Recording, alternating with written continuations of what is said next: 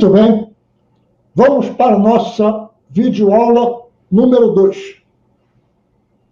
Agradecendo ao pessoal que mandou comentários sobre a aula anterior, muito importante, porque eu ainda estou aprendendo a trabalhar com esses segredos da informática, ainda me atrapalham muito. E aí a gente confunde algumas palavras, então as correções vão sendo feitas gradativamente. Ok? Então vamos lá. Nós estamos trabalhando com o artigo 129, Código Penal. Já demos uma noção inicial na primeira aula, vamos agora para a segunda aula. E o nosso objetivo é explicar como funciona o auto ou laudo de exame de corpo de delito de lesões corporais. Cuidado! Não é crime de lesões corporais. É laudo de exame de corpo de delito de lesões corporais. Houve um crime, uma tentativa de homicídio, e sobraram lesões corporais. Houve um induzimento para que a pessoa se suicidasse ou se automutilasse e restaram lesões corporais. Houve um crime de estupro e naquele estupro restaram lesões corporais, ou seja, as lesões corporais estão espalhadas pelo Código Penal. E quando acontece um desses crimes, não importa qual seja o crime, o indivíduo vai ao médico legal e o perito tenta ajustar aquele caso às lesões corporais e faz um laudo de exame de corpo de delito de lesões corporais, ok? Primeira coisa, o que é o corpo de delito?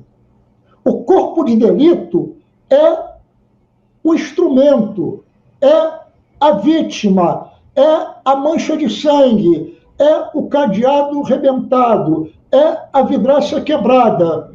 O corpo de delito é o vestígio material, é o vestígio concreto de que ali houve um fato criminoso ou contravencional. E aquilo deixou vestígio, algo concreto que pode ser medido, que pode ser pesado, que pode ser fotografado. Isso é que é o corpo de delito. Aí, o perito vai olhar para aquele corpo de delito, aquela pessoa machucada, aquele ferimento, e vai fazer o exame de corpo de delito. Então, quem faz o corpo de delito é o criminoso. Mas quem faz o exame de corpo de delito, neste caso, é o perito legista. Percebeu? Não confunda corpo de delito com exame de corpo de delito, ok? Então vamos lá começar o nosso estudo. Videoaula número 2, traumatologia. Vamos apresentar o formulário oficial do auto de exame de corpo de delito de lesões corporais, como ele é aplicado aqui no Instituto Médico Legal Afrânio Peixoto, no Rio de Janeiro. E nesse exame de corpo de delito, nós vamos usar principalmente, aliás, quase que exclusivamente, os incisos dos parágrafos 1º, 1, 2, 3, 4, e do parágrafo 2º, 1, 2, 3, 4, 5. Mas, por favor, preste atenção, nós não vamos analisar o dolo da lesão. Nós vamos analisar exclusivamente a lesão, características da lesão, localização da lesão, aspectos da lesão. É isso que o perito vai fazer. Material, objetivo, concreto. Ele não vai fazer hipóteses diagnósticas de que pode ter acontecido isso ou aquilo. Ele tem que descrever, ele tem que fotografar aquilo e encaminhar para o delegado de polícia, que encaminhará para as autoridades judiciárias, ok? Então, muita tranquilidade para a gente poder analisar exatamente o que nós vamos fazer. Respira. Uf. Então vamos lá. Vamos apresentar aqui o primeiro elemento, o primeiro auto de exame de corpo de delito de lesões corporais. Isso é um formulário oficial. Todo o Instituto Médico Legal tem os formulários oficiais dos diversos exames de corpo de delito. Lesões corporais, conjunção carnal, ato libidinoso diverso da conjunção carnal, embriaguez, ou seja, há diversos formulários de autos de exame de corpo de delito. Então, a primeira questão de prova. Algumas vezes chamam de laudo, outras vezes chamam de auto. A palavra auto significa imediatamente, na hora, feito pelo próprio indivíduo. Ou seja, o perito legista olha para o indivíduo que está sendo periciado, escreve, digita ou dita. Escreve, digita ou dita para um escrivão, antigamente, ou oficial de cartório, atualmente. Quando ele acaba de digitar ou de fazer o seu manuscrito ou de ditar, ele assina. E o documento está pronto para ser entregue à autoridade requisitante. Isso é um auto. Agora, às vezes, ele precisa colocar uma fotografia, colocar uma referência bibliográfica, colocar um esquema, fazer uma pesquisa mais importante, e aquilo demora algum tempo para ser feito. Aí não é mais auto, agora é um laudo. O laudo é mais bem elaborado. O auto é rápido, na hora, imediatamente. O laudo vai ser entregue mais tarde. E a lei, o código, ele dá um prazo de 10 dias para que o laudo seja entregue. É claro que o perito, evidentemente, vai representar, vai querer que se faça mais uma dilação de prazo, que ele tenha mais tempo, e a justiça normalmente concede. Isso virou tão rotina que agora ninguém mais pede dilação de prazo e já fica concedido. E tem documentos lá no Instituto Médico Legal de 1 ano, 2 anos, 3 anos ou mais, porque às vezes o laudo precisa de um exame complementar de toxicologia, de histopatologia, e às vezes não tem o material necessário para fazer esse exame. O perito não pode fazer mágica. Então aquilo fica lá aguardando a chegada desses ingredientes para você poder concluir o seu laudo. E lá se vão 2 anos, 3 anos, 4 anos, e as coisas vão passando. Então, auto, imediato. Laudo, demora um pouco mais. Para o laudo tem um prazo, 10 dias, que pode ser prorrogado. Ok? Muito bem. Aí, vem lá o professor Genival Veloso de França, excelente colega, fantástico médico, tem livros maravilhosos na praça, e ele coloca lá que para ser um autor tem que ter testemunha. Eu trabalhei muitos anos no Instituto Médico Legal, fiz muitos autos, e na sala de exame era eu, o perito legista, o que estava sendo periciado, se ele fosse incapaz, não tivesse condição de manifestar a sua própria vontade, acompanhado do seu representante legal, se tivesse um escrivão ou oficial de cartório para que eu pudesse ditar, eu ditaria, se não tivesse, eu faria à mão. Mas testemunha nunca apareceu na sala de exame, entendeu? Mas como é prova, se você olhar lá no edital, que o doutor Genival Veloso de França tem o seu livro indicado, opa, auto tem que ter testemunha. Ele não está na banca, o livro dele não está indicado, opa, auto não precisa de testemunha. Rapidez, auto, mas demorado, laudo, ok? Então, feito esse problema, vamos mostrar para a gente aqui o primeiro formulário. Lá está, ó. Essa é a folha de rosto. É aquilo que nós chamamos de preâmbulo, aquilo que vem antes de você começar o documento. vem a localização, vem o instituto, vem do que se trata, vem o nome do diretor, vem o nome do perito legista, vem a autoridade que requisitou o exame. Opa, peraí.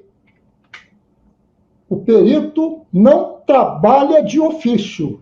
O perito só trabalha se ele for requisitado. E quem requisita o perito, 99% das vezes, é a autoridade policial que está investigando aquele caso. Aí, a autoridade requisitante encaminha a pessoa que vai ser periciada para o Instituto Médico Legal e lá esse indivíduo vai ser examinado, mas através de uma requisição. Autoridade requisitante de tal delegacia policial, doutor fulano de tal. Requisita o exame, aí ele tem que dizer o nome do exame de corpo de delito que vai ser feito. Na pessoa de fulano, beltrano, ciclano, ok? Aí, feito isso, a gente vai passar para olhar novamente aquele documento que nós estávamos tentando ver. Quando você faz a apresentação, o preâmbulo, antes de andar. Essa folha de rosto do laudo tem os quesitos, proposição de quesitos. Gente, quesitos são perguntas. Quesitos são perguntas que já estão formuladas nos formulários oficiais para evitar trabalho da autoridade requisitante. Quesitos de praxe. Aí o perito vai lá e responde aqueles quesitos que já estão assinalados no formulário oficial daquele documento. Se um delegado é um delegado muito interessado, ele pode fazer quesitos especiais, quesitos suplementares. Mas, na maioria das vezes, o delegado manda só a requisição e fica na esperança que o perito vai resolver o problema, ok? Então, quesitos oficiais impressos no formulário, quesitos suplementares ou especiais feitos pela autoridade requisitante, ok? Se a defesa quiser que se faça um quesito especial, a defesa requer para o delegado e o delegado faz a requisição. Nota a diferença. Um manda requisição, o outro solicita, faz um requerimento. Então, quem vai falar diretamente com o perito dando uma ordem é o delegado de polícia ou o órgão do Ministério Público, o promotor de justiça, ok? Dito isso, então, vamos voltar lá para o nosso caso. Aí eu tenho os quesitos. 1, 2, 3, 4, 5, 6, 7, 8 quesitos. Cada quesito desse é fundamental. Ah, professor, mas eu não estou vendo direito, está meio apagado. Não tem importância, a gente vai repetir isso aí e vai mostrar com mais clareza o que vai acontecer. O primeiro quesito eu vou ler para você. Se há vestígios de ofensa à integridade corporal ou à saúde do paciente. Se há ofensa à integridade corporal ou à saúde do paciente. Eu tenho um corpo físico. As pessoas batem, ferem, as lesões corporais aparecem no corpo físico. Mas, às vezes, a gente sofre agressões que não afetam a parte física, afetam a parte psíquica, a parte psicológica, a parte mental. E a saúde mental das pessoas, às vezes, é destruída sem que o corpo sofra lesão. Por isso, lá no Código Penal está ofensa à integridade corporal, parte física, ou à saúde de outrem. Saúde de outrem, porque o crime é cometido em outrem. Você não pode cometer o crime em você mesmo. Você tem que cometer o crime em outra pessoa. E você ofende a integridade corporal, física, ou a saúde. Saúde mental, saúde psíquica, saúde fisiológica. Então, o perito vê a parte física e vê a parte psíquica. Cuidado. 99% das vezes o problema é físico, mas não pode descuidar do aspecto psíquico. Aí eu tenho lá, se há vestígios de ofensa à integridade corporal ou à saúde do paciente. Meu Deus, o que seria esse tal de vestígio? Vestígio? Deixa eu dar uma olhada aqui se eu tenho alguma imagem que diga o que é vestígio. Opa! Exame de corpo de delito direto. Vestígio. Quem pegou o meu batom? Que será esse tal de vestígio? O vestígio tem que ser alguma coisa que seja material, que possa ser medido, que possa ser pesado, que eu possa fotografar, que eu possa falar, olha gente, foi isso aqui, ó, eu estou mostrando, você pode ver, você pode sentir. Não é uma coisa imaginária, o vestígio é real, é material, ou seja, é tudo aquilo que pode ser observado através dos órgãos da percepção. Pessoal, o que é percepção? Percepção é capaz de você olhar o mundo e perceber o que está acontecendo. As imagens, os sons, as cores, tudo isso você está percebendo. E você, para poder perceber, você usa os órgãos da percepção. Você usa os olhos, os ouvidos, a narina, a língua e a pele. Esses são os órgãos dos sentidos. Agora, os sentidos, opa, cuidado, os sentidos, visão, audição, olfação, paladar e tato. Cuidado para não confundir o órgão dos sentidos, que é uma coisa, com o sentido em si. Porque lá no artigo 129 tem um momento que o legislador fala assim, ofender o sentido. Mas para ofender o sentido, normalmente tem que atingir o órgão responsável por aquele sentido. E aí o perito legista vai partir da lesão que tem no órgão para poder mostrar que tem uma lesão no sentido. Mas, por favor, se ele perguntar quais são os órgãos, olhos, ouvidos, nariz, língua, pele. E se ele perguntar quais são os sentidos, aí você fala visão, audição, paladar, tá perfeito? E não confunda um com o outro. Ah, professor, eu ouvi falar que tem uma vizinha lá na rua que ela tem um sexto sentido, ela percebe coisas que ninguém percebe. Isso aí não está na lei penal, tá? Isso aí é outra história, vai lá para o campo do imaginário. De qualquer maneira, sentido. O vestígio é material. Bom, aí como o vestígio é material, eu estou com uma dúvida. Eu leio de vez em quando que em vez de vestígio aparece a palavra indício. E o tal de indício tem até lá no artigo 239 do Código de Processo Penal. O indício, ele não é material. O indício é uma circunstância que você obtém por dedução. Você chega num lugar, aí você vê, por exemplo, uma pessoa caída no chão, e essa pessoa caída no chão tem uma arma do lado, tem uma mancha de sangue, tem um tiro na cabeça, tem uma carta dizendo que eu não quero mais viver, não tem nenhum sinal de briga no local. Isso tudo são vestígios. Aí o perito descreve tudo aquilo, faz o seu laudo, porque ele só mandou algum tempo depois, né? Aí o delegado lá na delegacia olha aquilo e fala assim, então quer dizer que ele estava no chão, a sala estava fechada, não tinha sinal de briga, tinha uma arma perto, tinha um tiro na cabeça, o tiro foi com o cano encostado. Eu penso que isso aí é um suicídio. Agora o delegado está fazendo um indício.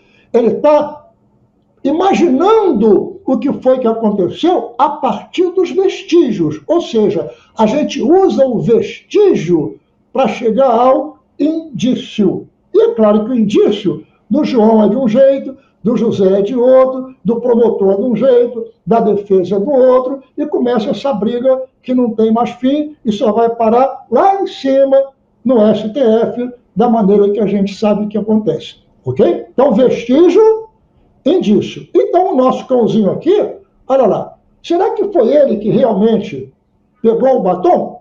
Eu não sei, mas que ele teve contato com o batom, ele teve. Isso eu posso provar, porque isso aí é um vestígio. Agora, se foi ele que pegou, ou se alguém esfregou nele, isso eu não sei, porque isso aí é lá na parte indiciária. E o perigo que existe é que o jornalismo, a imprensa, quando pega o vestígio, ela faz a lucubração, faz o imaginário que ela acha que vai atender melhor aos anseios da população. Cuidado, nem sempre o indício corresponde àqueles vestígios, ok? A gente vai ver daqui a pouco que os vestígios podem ser reais, verdadeiros, idôneos, e podem ser falsos. Mas podem ser falsos por incompetência, por erro, por imprudência, e podem ser falsos porque foram forjados criminosamente. Às vezes, o policial chega no local, ele entra com os pés sujos de lama e leva a lama para dentro da sala. Aí ele pisa numa mancha de sangue que está no quarto e vai para a cozinha. E na cozinha aparece uma mancha de sangue que não estava lá. E como ele está com fome, os peritos não chegaram ainda, ele abre a geladeira e faz um sanduíche. Aí ele faz aquele sanduíche e começou a comer, aí chegaram os peritos. Ele dá uma dentada e larga o sanduíche em cima da mesa. Quando a perícia vem e vai fazer o exame de corpo de delito, mancha de sangue no quarto, mancha de sangue na sala, mancha de sangue na cozinha, um sanduíche mordido em cima da mesa. Olha só, o perito está anotando uma porção de vestígios, mas são vestígios falsos. São vestígios chamados de ilusórios. Aquilo é uma ilusão. Aquilo não foi colocado ali propositadamente. Aquilo não foi colocado ali para atrapalhar a perícia. Aquilo foi colocado ali por ignorância, por imprudência, porque nem todo mundo tem o esclarecimento necessário para saber como é importante a preservação do local. Você vai ler mais tarde a importância da nova cadeia de custódia. Ou seja, cada etapa do recolhimento dos vestígios tem que estar devidamente anotada. A gente vai ver isso em outra sessão. Então, de qualquer maneira, esse é um vestígio ilusório. Ah, mas tem um vestígio forjado. É aquele camarada que chega do local e coloca um projétil de arma de fogo que não estava ali. Ele chega no local e pega uma arma e faz a arma desaparecer. Ele faz alguma coisa que não existiu na verdade, mas está existindo porque ele está criando aquela cena. Esse é o vestígio forjado, criminalizado lá no Código Penal. Então a gente vai pensar em vestígio e indício. Vestígio material. E o exame de corpo de delito é pesquisa de vestígio. E aquilo que o delegado diz, se o camarada é responsável ou não por aqueles atos, esses são os indícios, lá no artigo 239 do CPP. Olha o CPP e o CP, os dois caminhando juntos. E você? Você tem que procurar caminhar junto com eles, ok? Para você entender, olha, artigos, parágrafos, incisos, alíneas. Isso aí está lá na lei. Aí quando eu vou para medicina legal, eu ouço os vestígios. Quando eu vou lá para o inquérito policial, eu vejo os indícios. Quando eu volto na medicina legal, eu encontro os autos, os laudos e as perícias. Cuidado, questão de prova. O que existe mais no mundo jurídico? Mais perícias ou mais exames de corpo de delito? Aí você pensa assim, todo exame de corpo de delito é uma perícia, mas a recíproca não é verdadeira. Nem toda perícia é um exame de corpo de delito. Eu posso fazer uma perícia num quadro para saber se aquele quadro é um quadro original ou se não é original, para saber se eu vou leiloar por 100 mil, ou por 500 mil, ou por 2 milhões. Então, nem toda perícia é um exame de corpo de delito, mas todo exame de corpo de delito é uma perícia. Então, o número de perícias sempre será maior do que o número de exames de corpo de delito. Percebeu? Questõezinhas de prova que fazem a gente ganhar um pontinho ou perder um pontinho. Agora, autos, laudos, perícias. Agora, quando você faz uma perícia, você responde perguntas. Só que em vez dele falar, vamos fazer as seguintes perguntas, ele fala, vamos fazer os seguintes quesitos. O quesito é a pergunta que é feita para que o perito possa responder. Quesito. Você conhece na escola de samba o quesito bateria, quesito harmonia, quesito comissão de frente. Aqui não. Aqui o quesito são as perguntas que vão ser feitas para o perito responder. Quando acaba a perícia, todo mundo lê aquilo, nem todo mundo concorda com aquilo que está escrito pelo perito. Claro. Divergências é o que mais existe na área jurídica. Então começam as perguntas feitas após a perícia ter sido feita. São as consultas. Então chega um momento que a defesa lê o laudo e fala assim, mas esse perito aqui, ele concluiu que isso aqui é verde. Eu acho que isso aqui é amarelo. Então eu vou fazer uma consulta, eu vou fazer um quesito, que vai se chamar consulta, a consulta feita para que o perito responda por que ele disse que é verde se eu acho que é amarelo. Consulta. Aí o perito vai responder aquela consulta. Quando o perito vai responder aquela consulta, aí ele emite um documento chamado parecer. Cuidado, muito cuidado. No laudo, ele tem que descrever aquilo que ele está vendo. Ele não pode fazer ilações. Ele não pode fazer lucubrações. É pão, pão, queijo, queijo. Ele tem que provar aquilo que ele está dizendo. Fotografar. É material, é real. Quando ele emite um parecer, parecer o que lhe parece. Eu estou aqui falando, imaginando que você está prestando atenção. Mal sei eu que você está lá na cozinha, tomando café, né, ou fazendo um papo, e o vídeo está rodando aí, tudo bem. Mas eu não sei. Isso é um parecer. O parecer é aquilo que a pessoa contratada, assistente técnico, ou então o perito que fez o laudo, vai responder.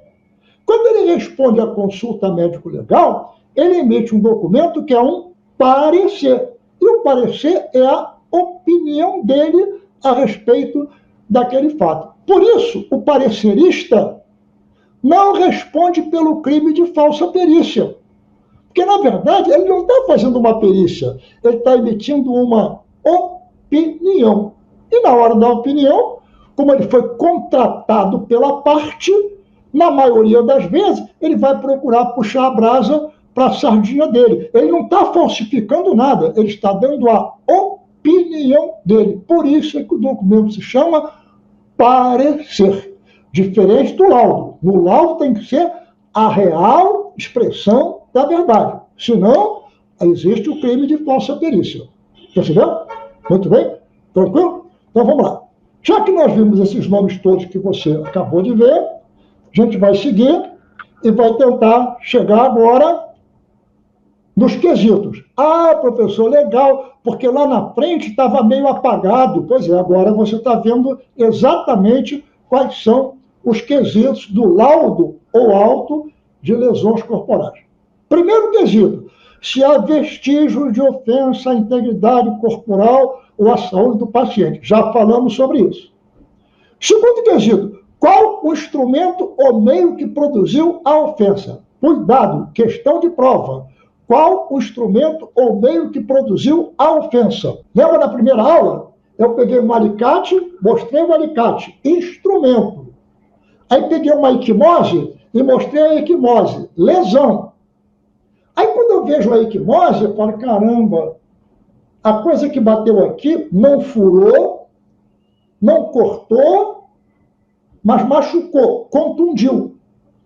Então foi alguma coisa que contundiu. Será que foi um alicate? Mas pode ser um martelo? Pode ser um taco de beisebol? Pode ser um soco? Pode ser uma cabeçada? Pode ser uma porção de coisa. Então, em vez de eu falar que foi um instrumento contundente, eu vou falar que foi uma ação contundente. Ação contundente generaliza. Instrumento contundente particulariza.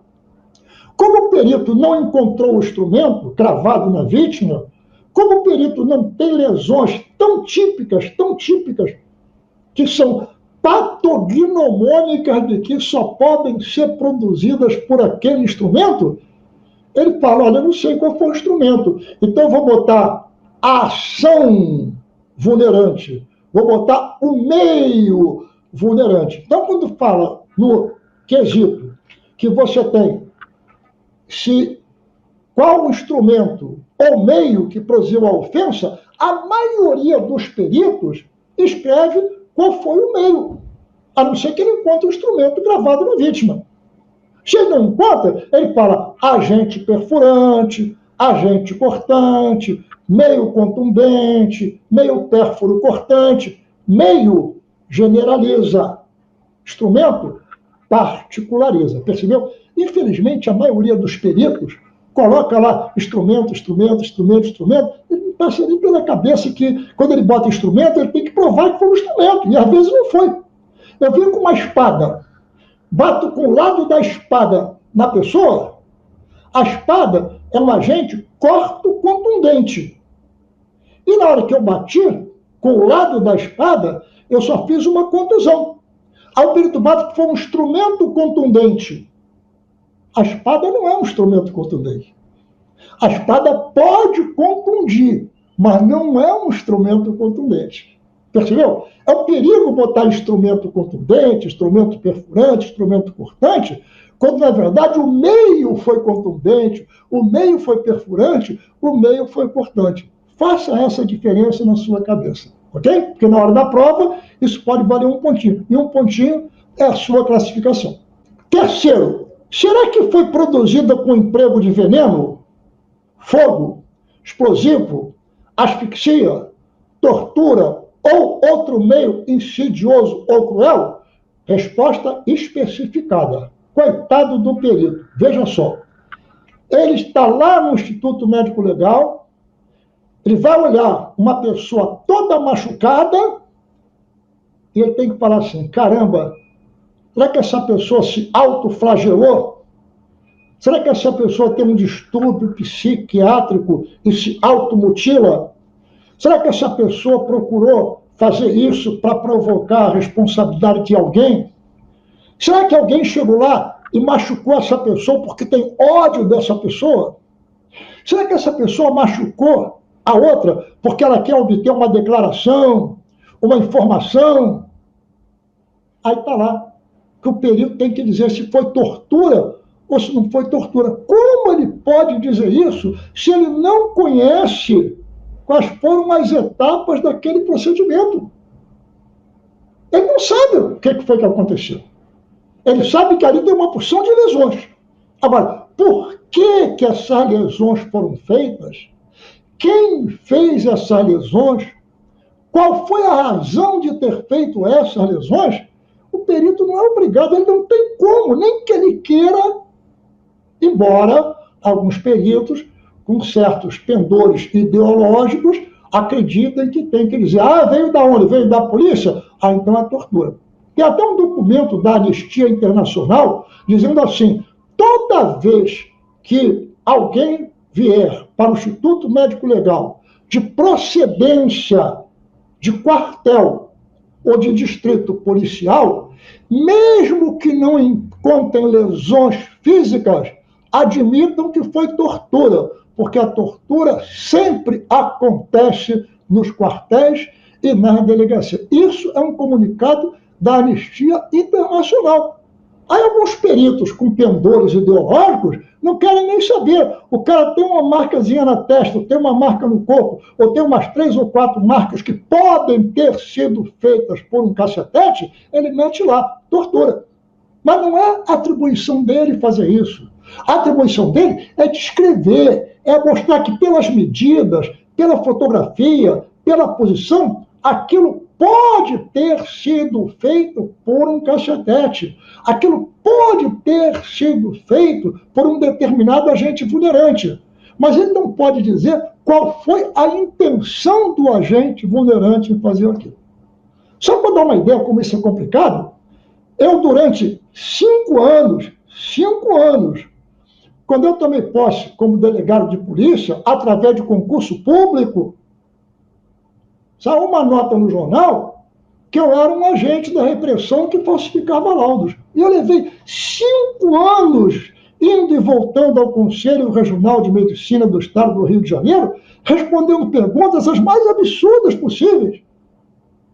Até que no final de 5 longos anos, levando pancada de jornal, levando pancada de imprensa, levando pancada até de amigos,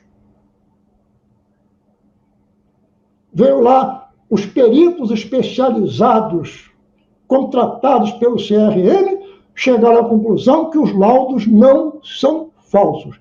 Eu tenho na minha casa pilhas de documentos e está lá o processo, o 711 e o 706 de 1995. Só foi acabar lá em 2000. Alguma retratação? Nenhuma. Todo aquele pessoal que acusou não disse mais nada. Na hora de acusar, todo mundo se junta. Na hora que vê que o assunto morreu, ninguém defende. E a gente passa, os cães ladram e a caravana passa. Mas é importante que você entenda que muitas vezes o perito é acusado de coisas que não é atribuição dele. Da onde veio o tiro? Sei lá. Eu estou examinando o cadáver deitado na mesa de autópsia. Como é que eu vou saber a posição que ele estava na hora do tiroteio? Porque se eu estou olhando para você agora, e o tiro veio daqui, ó, ele entrou na minha direita. Mas se eu estivesse fazendo assim, ó, o tiro entrou no mesmo lugar, mas agora não veio da direita, ele veio da frente para trás. E se eu tivesse assim, o tiro agora viria por aqui. Ele não veio mais da direita, ele veio de trás para frente. Afinal de contas, na hora que eu levei o tiro, foi de frente, foi da direita ou foi da esquerda? Eu estava com a cabeça inclinada assim ou estava com a cabeça inclinada para cá? O tiro veio de cima ou o tiro veio de baixo? Porque o pessoal não entende que na hora que o perito fala que o tiro foi de cima para baixo, da esquerda para a direita, ele está vendo o cadáver deitado na mesa de autópsia, na posição anatômica. Olhando para cima, mãos palmadas para frente, decúbito dorsal, deitado com o dorso para baixo. Essa é a posição em que todas as autópsias são feitas. Então, quando você olha aqui, o perito falou que foi de cima para baixo, então foi um helicóptero que atirou. Não. De repente, o tiro não veio nem de lá para cá, o tiro veio daqui para baixo, veio de baixo para cima, porque a vítima estava inclinada para lá, ou a vítima estava inclinada para cá na hora do tiro. Percebeu? E a imprensa faz um carnaval em cima disso. Mas isso aí não vem ao caso. É só para dizer a você que o terceiro quesito, certas coisas que dependem de uma ação psicológica, o perito não pode responder. Agora, se você olha aí e você vê, por exemplo, se foi produzido com emprego de veneno, eu posso provar que tem veneno. Eu só não posso provar que ele foi envenenado ou que ele se envenenou. Fogo, eu posso mostrar que ele foi queimado, mas eu não posso mostrar se ele se queimou ou se alguém queimou, se aquilo foi um acidente ou se aquilo foi um crime. Isso eu não posso informar. Eu vou descrever as queimaduras. Eu vou descrever que houve veneno. Uma asfixia, por exemplo. Você encontra um indivíduo enforcado, você descreve todos os sinais do enforcamento. E conclui que o indivíduo morreu enforcado. Ponto. Ah, professor, mas o senhor tem que falar se foi suicídio, se foi homicídio, se foi acidente. Não é tarefa do perito legista. Isso é tarefa da investigação policial. Você tem que ir atrás do delegado, tem que ir atrás do promotor, tem que ir atrás do juiz, eles é que têm que dizer se aquilo que está ali foi um suicídio, um acidente ou um crime. O perito só está dizendo que a causa da morte foi enforcamento. Agora, se ele se enforcou, se alguém enforcou o indivíduo, ou se aquilo foi uma experiência sexual, que ele tentou manifestar algum instinto sexual e procurou uma asfixia autoerótica, não sei. E não tenho o que dizer. Então, esse terceiro quesito, a maioria dos peritos responde assim, prejudicado. Quando ele fala que foi prejudicado, é que o perito não tem elementos para poder responder essas coisas. Embora veneno, o fogo, o explosivo, a asfixia, ele pode falar que foi veneno, foi fogo, foi asfixia, foi explosivo, mas que foi tortura, ele não tem jeito. Que o meio foi insidioso, ele não tem como. Que o meio foi cruel, ele não tem como, porque ele não sabe quem praticou aquilo. Quando depender de um ato psicológico do autor, o perito não tem como responder.